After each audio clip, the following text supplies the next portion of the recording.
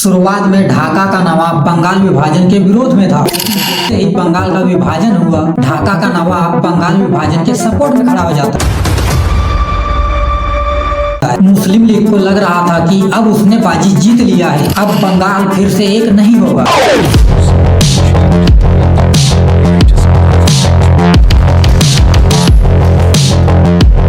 लेकिन गरम दल वालों ने सारी चीजें चेंज कर दिया। आंदोलन इतना बढ़ गया था कि लॉर्ड कर्जन को भारत छोड़ के ब्रिटेन भागना पड़ा।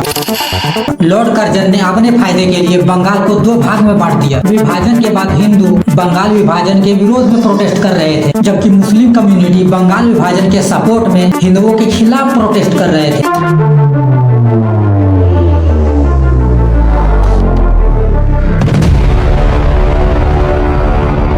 तो भाई आज बात करने वाले हैं बंगाल विभाजन की और समझेंगे कि कैसे लॉर्ड कर्जन ने लोगों की आवाज को दबाने के लिए मुस्लिमों को हिंदुओं के विरोध में खड़ा कर दिया था। A new nation is born. तो देखिए ये है बंगाल विभाजन से पहले का मैप, जिसमें पाकिस्तान, बांग्लादेश और भूटान शामिल था। हालांकि भूटान को 1907 में अंग्रेजों ने भारत से अलग कर दिया था। तो ये है हमारा बंगाल प्रेसिडेंसी, जिसकी हम अभी बात करने वाले हैं। तो देखिए होता क्या है कि भारत में 19वीं शताब्दी खत्म होते होते भारत में उग्र राष्ट्रवाद का उदय होता है। कहने का मतलब है कि जिन लोगों ने पास्ट में अंग्रेजों के अत्याचार को देखा, वो ये समझ गए थे कि आजादी मांगने से नहीं मिलने वाला है, इसके लिए हमें कोई दूसरा तरीका अपनाना होगा। और 20वीं शताब्दी की शुरुआत होते होते भारत में उग्र तरीके अपनाने वाले लोगों का एक वर्ग तैयार होता है, जिसमें बंगाल के राजनारायण बोस, अश्विनी कुमार दत्त, अरविंद घोष, विपिन चंद्र पाल, उसी तरह महाराष्ट्र के विष्णु शास्त्री, बाल गंगाधर तिलक और पंजाब में लाला लाजपत राय। इन सबने राजनीतिक कार्य और आंदोलन के लिए उग्र तरीके अपनाने शुरू कर दिए। ब्रिटिश सरकार के खिलाफ विरोध करना हो, उनकी नीतियों का बहिष्कार करना हो, या किसी भी तरह का पॉलिटिकल मैटर हो, इससे डील करने के लिए 20वीं शताब्दी आते आते सब उग्र तरीके अपनाने पर जोर देने लगे। और इस तरह के उग्र रवैये से उस समय के वायसराय लॉर्ड एलिंगटन द्वितीय बहुत परेशान थे। और इसे सबसे ज्यादा परेशानी बंगाल के लोगों से हो रहा था, क्योंकि उस समय बंगाल क्रांतिकारियों का हब था। जितने भी बड़े नेता, लॉयर, बिजनेसमैन, सबका बसेरा यहीं पे था। कहने का मतलब है कि जितने भी बुद्धिजीवी लोग थे वो बंगाल से ही पूरे देश के लिए चिंतन मंथन करते थे। अंग्रेजों के सामने अपनी बात रखना हो, किसी मुद्दे को लेके प्रोटेस्ट करना हो, ये सारी चीजें बंगाल में ही तय होता था और धीरे धीरे बंगाल से उठ के पूरे देश में पहुंचता था। उस समय ब्रिटिश सरकार की नीतियों का विरोध करने में बंगाल के लोग सबसे आगे थे और इससे लॉर्ड एलिंगटन द्वितीय बहुत परेशान था। हालांकि इसने जैसे तैसे करके 1894 से 1899 तक मैनेज किया और फिर 1899 में लॉर्ड एलिंगटन द्वितीय का कार्यकाल खत्म होने के बाद लॉर्ड एलिंगटन द्वितीय भारत से सीधा ब्रिटेन निकल जाते हैं। और ब्रिटेन जाने के बाद लॉर्ड एलिंगटन द्वितीय ब्रिटिश संसद में अपने कार्यकाल के एक्सपीरियंस के बारे में बताते हुए कहते हैं कि हमने 1857 की क्रांति के बाद भारत में अपनी शासन व्यवस्था बनाए रखने के लिए हमने इंडियन कल्चर के बारे में समझा, वहाँ की जाति व्यवस्था पर अध्ययन करवाया, हमने 2 बार जनगणना करवाया और भारत के लोगों पर हमने शासन करने के लिए ना जाने कितने तरीके अपनाए। लेकिन इसके बावजूद भी भारत 1857 की क्रांति की ओर बढ़ रहा है और बंगाल में सारी चीजें हमारे कंट्रोल से बाहर जा रहा है। और ये सारी चीजें डिस्कस होने के बाद सेम ईयर में ही लॉर्ड कर्जन को भारत का अगला वायसराय बना के इसको भारत भेजा जाता है।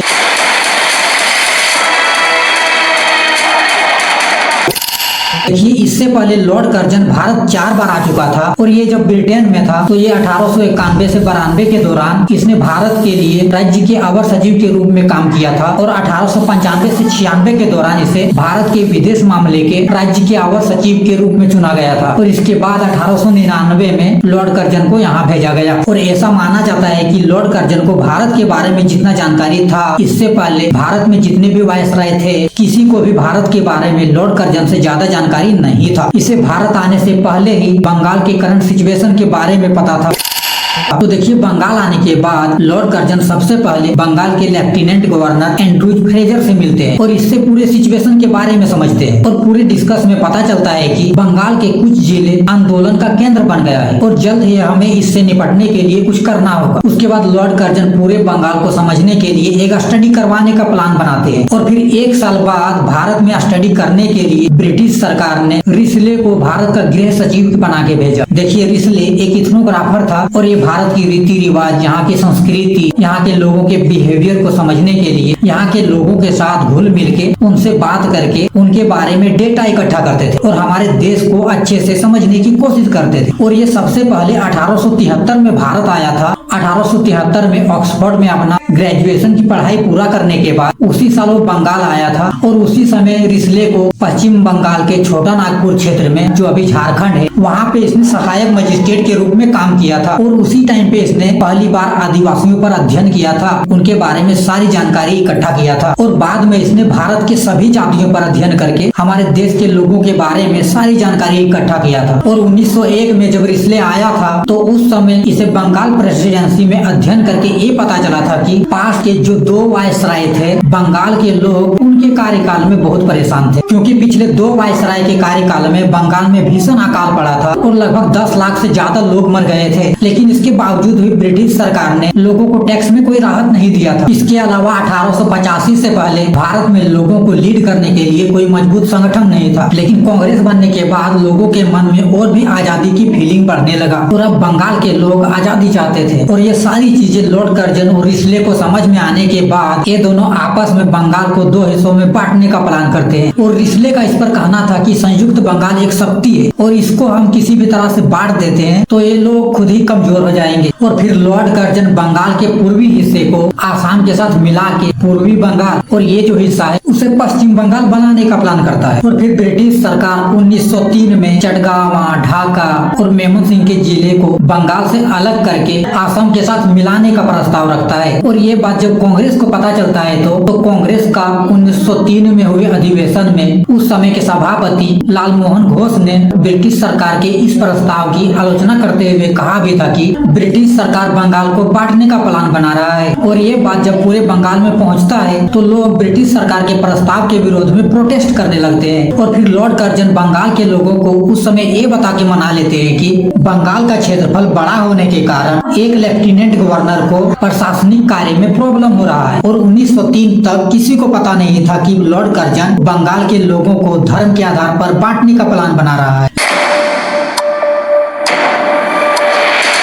लेकिन इसके बावजूद भी बंगाल के लोग बंगाल को 2 हिस्सों में बांटने के खिलाफ थे और बंगाल के लोग किसी भी कीमत में बंगाल को 2 हिस्सों में बांटने के लिए तैयार नहीं थे। और ऐसे में 1903 तक लॉर्ड कर्जन का प्लान फेल होता दिख रहा था, क्योंकि लॉर्ड कर्जन बंगाल को धर्म के आधार पे बांट के हिंदू मुस्लिम को लड़ाने का प्लान बनाया था। लेकिन उस टाइम पे कहीं पे भी लॉर्ड कर्जन को हिंदू मुस्लिम का एंगल नहीं दिख रहा था, क्योंकि उस समय हमारे देश में जाति धर्म से ऊपर उठ के सोचने वाले लोग रहते थे। और बंगाल के लोग उस समय अपने आप को हिंदू या मुस्लिम कहलाने से अच्छा अपने आप को बंगाली कहलाना पसंद करते थे। उस समय लोग भारत को सेकुलर इंडिया की तरह देखते थे और ज्यादातर लोग मिलजुल के ही रहते थे। और इस वजह से लॉर्ड कर्जन को हिंदू मुस्लिम को लड़ाने का कोई एंगल नहीं दिख रहा था। लेकिन इसके बावजूद भी लॉर्ड कर्जन रुका नहीं। इसने फरवरी 1904 में बंगाल के पूर्वी जिले में जाके बंगाल विभाजन पर लोगों की क्या राय है ये जानने के लिए बंगाल का दौरा करता है। उस टाइम पे इसने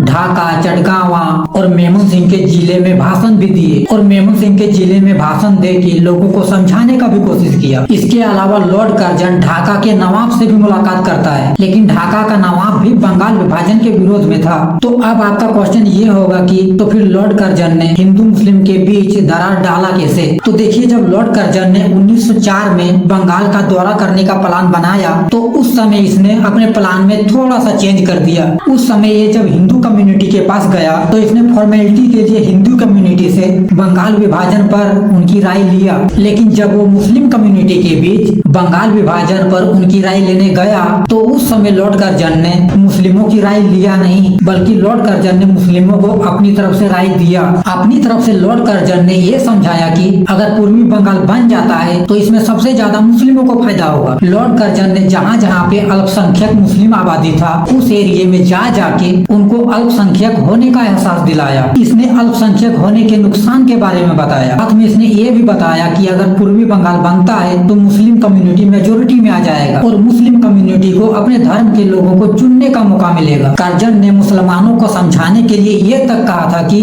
पैगंबर मोहम्मद के समय से ही मुसलमान अपनी मातृभूमि के लिए संघर्ष कर रहे हैं और इस विभाजन से मुसलमानों का सदियों से चल रहा संघर्ष खत्म हो जाएगा और इसके लिए मुस्लिम कम्युनिटी को सपोर्ट करना चाहिए। और इस तरह के बहुत सारे दाव पेच लॉर्ड कर्जन ने उस टाइम पे चला और काफी हद तक लॉर्ड कर्जन मुस्लिमों को अपनी बात समझाने में सफल रहा। इसके बाद जून 1905 में लॉर्ड कर्जन मुस्लिम कम्युनिटी के साथ असम में एक बैठक करते हैं। मुस्लिम कम्युनिटी को सारी चीजें बताते हैं और इससे मुस्लिम कम्युनिटी को कैसे फायदा होने वाला है इस पर पूरा डिस्कस होता है। और इस डिस्कशन के बाद 19 जुलाई 1905 को बंगाल विभाजन के प्रस्ताव पर भारत के गृह सचिव का मुहर लग जाता है और इसके अगले दिन ही लॉर्ड कर्जन ने बंगाल विभाजन का घोषणा कर दिया। और इसके 3 मंथ बाद 16 अक्टूबर 1905 को लॉर्ड कर्जन ने बंगाल को 2 हिस्सों में बांट दिया।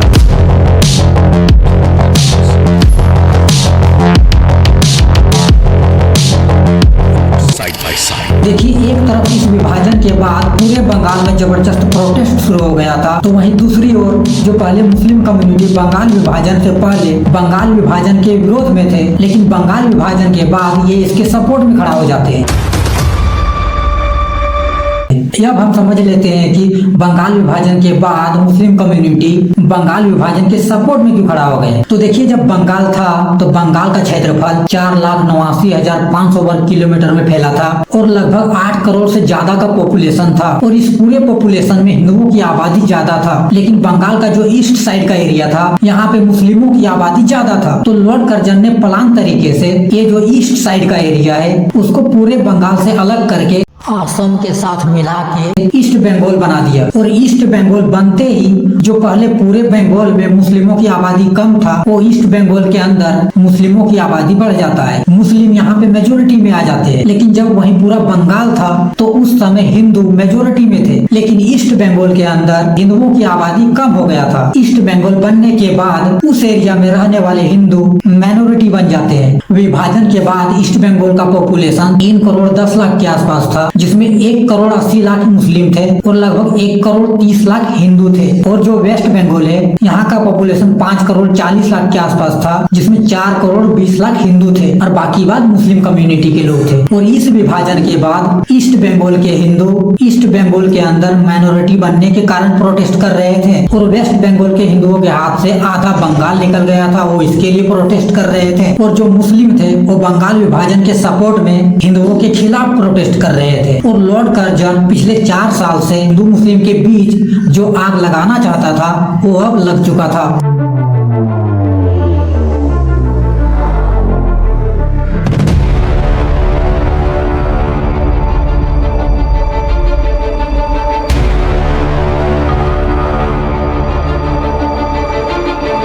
अब आप सोच रहे होंगे कि ईस्ट बंगाल का हिंदू और वेस्ट बंगाल के हिंदुओं के प्रोटेस्ट का कारण समझ में आता है, लेकिन यह बंगाल विभाजन के सपोर्ट में मुस्लिम कम्युनिटी के लोग हिंदुओं के खिलाफ क्यों प्रोटेस्ट कर रहे थे। तो देखिए, मुस्लिम कम्युनिटी को ईस्ट बंगाल बनने के बाद उनको ईस्ट बंगाल में अपना फ्यूचर दिख रहा था। पहले तो जो ढाका का नवाब था वो बंगाल विभाजन के विरोध में था, लेकिन विभाजन के बाद इसको मुस्लिम कम्युनिटी का लीडर बनने का मौका मिल जाता है और ये बंगाल विभाजन के सपोर्ट में खड़ा हो जाता है। इसके अलावा मुस्लिम कम्युनिटी को अपना जाति धर्म का लीडर मिल रहा था। देखिए, जब पूरा बंगाल था तो उस समय कांग्रेस ही हिंदू मुस्लिम और सभी धर्मों के लोगों को लीड करता था, लेकिन जब ईस्ट बंगाल बना तो मुस्लिमों को अपने धर्म से लीडर चुनने का मौका मिल गया। इसके अलावा जब पूरा बंगाल था तो उस समय खास तौर पर पूर्वी बंगाल के मुसलमान पिछड़े हुए थे और बंगाल विभाजन के बाद ईस्ट बंगाल के मुस्लिमों को लग रहा था कि उनके शिक्षा, रोजगार, स्वास्थ्य में ज्यादा से ज्यादा सुधार होगा। इसलिए मुस्लिम कम्युनिटी के लोग इस विभाजन को फायदे की तरह देख रहे थे। इसलिए विभाजन के बाद ईस्ट बंगाल और वेस्ट बंगाल के हिंदू प्रोटेस्ट में उतरे तो विभाजन के खिलाफ हिंदुओं के प्रोटेस्ट को मुसलमानों ने एक तरह से हस्तक्षेप के रूप में देखा और इसी वजह से मुस्लिम कम्युनिटी हिंदुओं के खिलाफ प्रोटेस्ट में उतर आते हैं। देखिए, वैसे तो प्रोटेस्ट बंगाल विभाजन की घोषणा होने से पहले ही शुरू हो गया था, लेकिन 20 जुलाई 1905 को जब लॉर्ड कर्जन ने बंगाल विभाजन का घोषणा किया तो इसके बाद प्रोटेस्ट और भी बढ़ गया। 7 अगस्त 1905 को कोलकाता के टाउन हॉल में एक विशाल जनसभा हुआ जिसमें लाखों लोगों ने पार्टिसिपेट किया था और इस सभा में कांग्रेस ने बंगाल विभाजन के विरोध में स्वदेशी आंदोलन शुरू कर दिया। इसके अलावा जब 1903 में भारतीयों को बंगाल विभाजन का भनक लगा था तो उसी समय से 1903 से 1905 के बीच में सुरेंद्र नाथ बनर्जी, के मिश्रा, पृथ्वी चंद्र राय, इन लोगों ने ब्रिटिश सरकार के विरोध में सरकार को रिक्वेस्ट पत्र भी भेजा, बहुत सारी सभाएं की, विभाजन के विरोध में निंदा प्रस्ताव पास किया, लेकिन सारी चीजों को इग्नोर करके फाइनली लॉर्ड कर्जन ने 16 अक्टूबर 1905 को बंगाल का विभाजन कर दिया। और जब फाइनल विभाजन हुआ तो बंगाल में जबरदस्त प्रोटेस्ट होना शुरू हो गया। जितने भी सरकारी सेवाएं थी सब बंद हो गया, स्कूल, कॉलेज, न्यायालय सब बंद करना पड़ा। जितने भी भारतीय कर्मचारी थे उन्होंने हड़ताल करना शुरू कर दिया। विदेशी प्रोडक्ट का बहिष्कार शुरू हो गया। पूरे बंगाल में लोगों ने विदेशी कपड़े जलाना शुरू कर दिया। लोगों ने नंगे पांव पद यात्रा की, वंदे मातरम गीत गा के विभाजन का विरोध किया। लेकिन इस प्रोटेस्ट के बीच में 3 ऐसी चीजें हुई जिसकी वजह से ब्रिटिश सरकार को बंगाल विभाजन को वापस लेना पड़ा। फर्स्ट में जब विभाजन के बाद प्रोटेस्ट ज्यादा बढ़ने लगा तो लॉर्ड कर्जन भारत से ब्रिटेन चल गया। सेकेंड में लॉर्ड कर्जन के जाने से मुस्लिम कम्युनिटी के बीच टेंशन बढ़ जाता है। उन्हें टेंशन इस बात का था कि जब लॉर्ड कर्जन था तो मुस्लिम कम्युनिटी को सपोर्ट कर रहा था, लेकिन अगला वायसराय आने के बाद वो भी मुस्लिमों को सपोर्ट करेगा या नहीं, इस बात से मुस्लिम परेशान थे। क्योंकि अभी तक इस सिचुएशन में मुस्लिम एक तो हो गए थे, लेकिन मुस्लिमों के पास ऐसा कोई आधिकारिक पार्टी नहीं था जिसके थ्रू मुस्लिम एक प्रक्रिया के माध्यम से ब्रिटिश गवर्नमेंट के पास बंगाल विभाजन के सपोर्ट में अपनी बात रख सके। ये सारी फॉर्मेलिटी उस टाइम पे कांग्रेस ही करता था। हिंदू मुस्लिम सबकी तरफ से ब्रिटिश सरकार के पास कांग्रेस ही प्रस्ताव रखता था। लेकिन इस टाइम पे कांग्रेस भी 2 विचारधारा के साथ बढ़ गया था और कांग्रेस के अंदर भी कुछ ठीक नहीं चल रहा था और सब के सब फंसे पड़े थे। तो लॉर्ड कर्जन के जाने के बाद लॉर्ड मिंटो दिर्ती आता है और लॉर्ड मिंटो दिर्ती के आने के बाद इसने प्रोटेस्ट को दबाने का आदेश दे दिया। प्रोटेस्ट के दौरान जो वंदे मातरम का गीत गा रहे थे उस गाने पर प्रतिबंध लगा दिया। पब्लिक मीटिंग जो हो रहा था उस पर भी बैन लगा दिया। बहुत जगह पे तो पुलिस ने आंदोलन को कुचलने के लिए लाठी तक चार्ज किया, लेकिन इसके बावजूद भी प्रोटेस्ट रुकता नहीं है। और इसी बीच कांग्रेस बंगाल विभाजन को रद्द करने के लिए ब्रिटिश सरकार के पास प्रस्ताव रख देता है। और ये जो सारी चीजें हो रहा था इससे मुस्लिम कम्युनिटी परेशान होकर इस पूरे सिचुएशन से डील करने के लिए एक पार्टी बनाने का प्लान करते हैं। और फिर ये पार्टी बनाने के सिलसिले में लॉर्ड मिंटो से मिलते हैं। इस मुलाकात में सारी चीजें डिस्कस होती है और ठीक उसके बाद ये 27 दिसंबर 1906 को ढाका में नवाब परिवार के एहसान मंजिल महल में AIME सम्मेलन बुलाते हैं। देखिए ये जो AIME सम्मेलन है मतलब अखिल भारतीय मुस्लिम शिक्षा सम्मेलन, ये मुस्लिम कम्युनिटी की तरफ से हर साल होता था और अपने कम्युनिटी के ग्रोथ से रिलेटेड डिस्कस करते थे। लेकिन इस बार का जो सम्मेलन था इसमें इन्होंने शिक्षा, स्वास्थ्य, रोजगार पर डिस्कस ना करके इन्होंने कांग्रेस के अगेन अपनी पार्टी बनाने का डिस्कस किया जो पूरे भारत के मुस्लिमों को रिप्रेजेंट करे और इस सिचुएशन से डील करे। और 27 दिसंबर से 30 दिसंबर तक कंटिन्यू 4 दिन तक डिस्कस के बाद 30 दिसंबर 1906 को इन्होंने मुस्लिम लीग का गठन किया। तो देखिए उस टाइम पे मुस्लिम लीग का मेन फोकस था बंगाल विभाजन के सपोर्ट में अपनी बात रखना और किसी भी कीमत में कांग्रेस और हिंदू कम्युनिटी के लोग जो बंगाल विभाजन को रद्द करने की मांग कर रहे हैं वो किसी भी तरह से पॉसिबल ना हो। और इसके लिए मुस्लिम लीग बनते ही मुस्लिम लीग विभाजन के सपोर्ट में एक प्रस्ताव पास करता है और इसमें यह था कि बंगाल विभाजन मुस्लिमों के लिए अच्छा है और जो लोग इसके विरोध में आंदोलन कर रहे हैं वो गलत काम कर रहे हैं और वो मुस्लिमों को नुकसान पहुंचा रहे हैं। और फिर 2 साल बाद 1908 में मुस्लिम लीग एक और प्रस्ताव पास करता है जिसमें यह था कि कांग्रेस ने जो बंगाल विभाजन के विरोध में जो प्रस्ताव पास किया है उसको वापस ले क्योंकि ये कहीं से भी एक्सेप्टेबल नहीं है और कांग्रेस और हिंदू गलत कर रहे हैं। और कुछ दिन तक तो मुस्लिम लीग और ब्रिटिश सरकार को बंगाल विभाजन को रद्द करने की पॉसिबिलिटी नहीं दिख रहा था और मुस्लिम लीग को लग रहा था कि उसने बाजी जीत लिया है। लेकिन 1907 में गरम दल वालों ने सारी चीजें चेंज कर दिया, पूरा का पूरा माहौल ही बदल दिया था। दरअसल 1907 में कांग्रेस का सूरत में अधिवेशन हुआ था और इस अधिवेशन में नरम दल वालों की बात मानने से गरम दल वालों ने साफ मना कर दिया क्योंकि जब से बंगाल विभाजन हुआ था तब से कांग्रेस में जो नरम दल वाले लोग थे वो सिर्फ ब्रिटिशियंस के आगे रिक्वेस्ट पत्र भेजते थे, अपील करते थे और शांत तरीके से ही सारी चीजें हैंडल करना चाहते थे। चाहे मामला कितना भी सीरियस क्यों ना हो, नरम दल वाले ब्रिटिशियंस के आगे शांत तरीके से ही पेश आते थे और इससे गरम दल वाले बहुत ज्यादा परेशान थे क्योंकि पिछले 2 साल के आंदोलन से कोई ढंग का रिजल्ट नहीं मिल पाया था। सेकंड में नरम दल वाले संवैधानिक तरीके से ही सारी चीजें सॉर्ट आउट करना चाहते थे, जिसमें कोई भी हिंसा ना हो। थर्ड में प्रोटेस्ट को दबाने के लिए जब पुलिस लोगों पर लाठी डंडे का इस्तेमाल कर रहा था, तो उस समय भी ये सारी चीजें देख के नरम दल वाले ब्रिटिश सरकार को रिक्वेस्ट पत्र भेजते थे, अपील करते थे। फोर्थ में अब जो है कांग्रेस के विरोध में मुस्लिम लीग भी आके खड़ा हो गया था, और सबसे बड़ी बात ये था कि ब्रिटिश सरकार भी मुस्लिम लीग का सपोर्ट कर रहा था। इसके अलावा जब स्वदेशी आंदोलन शुरू हुआ था, तो उसी समय से गरम दल वालों की तरफ से, जिसमें बाल गंगाधर तिलक, लाला लाजपत राय, बिपिन चंद्र और अरविंद घोष का कहना था कि विरोध अभियान बंगाल के साथ साथ पूरे देश में भी हो, और इसे सिर्फ विदेशी वस्तुओं के बहिष्कार तक सीमित न रख के आजादी के संघर्ष के रूप में चलाया जाए, जिससे हम जल्दी आजादी तक पहुंच सके। लेकिन उस समय कांग्रेस में नरम दल वालों का दबदबा था, तो नरम दल वालों ने इन लोगों की बात को मानने से मना कर दिया, और पूरे 2 साल आंदोलन करने के बाद भी गरम दल वालों ने अपने हाथ से सारी चीजें निकलता देखा, तो उन्होंने 1907 के सूरत अधिवेशन में अपना सारा गुस्सा निकाल दिया। इस अधिवेशन में कांग्रेस 2 धड़ में बढ़ गया, और गरम दल वाले अब अलग होके इस आंदोलन को अपने तरीके से चलाने पर उतर आए। हालांकि इस सेशन में नरम दल और गरम दल वाले अपने अपने तरीके से आंदोलन को चलाने का फैसला किया, तो कुछ दिन तक तो आंदोलन का प्रभाव कम रहा, लेकिन धीरे धीरे करके गरम दल वालों ने इस आंदोलन को फिर से खड़ा कर दिया, और इस बार इन्होंने स्वदेशी आंदोलन को पूरे देश में फैला दिया। उस समय बाल गंगाधर तिलक, अरविंद घोष, लाला लाजपत राय, अजित सिंह और ऐसे ढेरों गरम दल वाले लोग थे, जिन्होंने पूरे देश में आंदोलन को पहुंचाने में इम्पोर्टेंट रोल निभाया था। देखिए, लगभग 6 सालों तक ये आंदोलन चला था, और इन 6 सालों में पटसन का उस समय 18 कारखाना था, पूरा का पूरा 18 कारखाने में हड़ताल चला। अरविंद घोष ने उस समय इंग्लैंड के व्यापार को फायदा ना पहुंचे, इसके लिए छोटी छोटी सभाएं करके विदेशी प्रोडक्ट का बहिष्कार करने का आग्रह किया, और जम के विदेशी वस्तुओं का बहिष्कार हुआ। और लोग जब अपने देश में बना हुआ सामान यूज करने लगे, तो इससे ब्रिटिश सरकार की इकोनॉमी ठप पड़ने लगा, और जब ब्रिटिश सरकार का इकोनॉमी इससे प्रभावित हुआ, तो ब्रिटिश गवर्नमेंट ने बंगाल विभाजन को वापस ले लिया। 12 दिसंबर 1911 को दिल्ली में एक दरबार आयोजित किया था, जिसमें इन्होंने पार्टिसिपेट किया था, और उसी समय एक शाही घोषणा जारी करके बंगाल विभाजन को वापस लेने का आदेश दे दिया, और ब्रिटिश सरकार कोलकाता से राजधानी को हटा के दिल्ली ले गए। हालांकि ब्रिटिश गवर्नमेंट के इस फैसले से मुस्लिम कम्युनिटी के लोग बिल्कुल भी खुश नहीं थे, और उस टाइम पे मुस्लिम लीग ने बंगाल विभाजन को फिर से एक होने से नहीं रोक पाया। लेकिन आगे चल के मुस्लिम लीग में ऐसे ऐसे लोगों की एंट्री हुआ, जिसकी वजह से हमारा देश बढ़ गया। तो भाई, जय हिंद, जय भारत।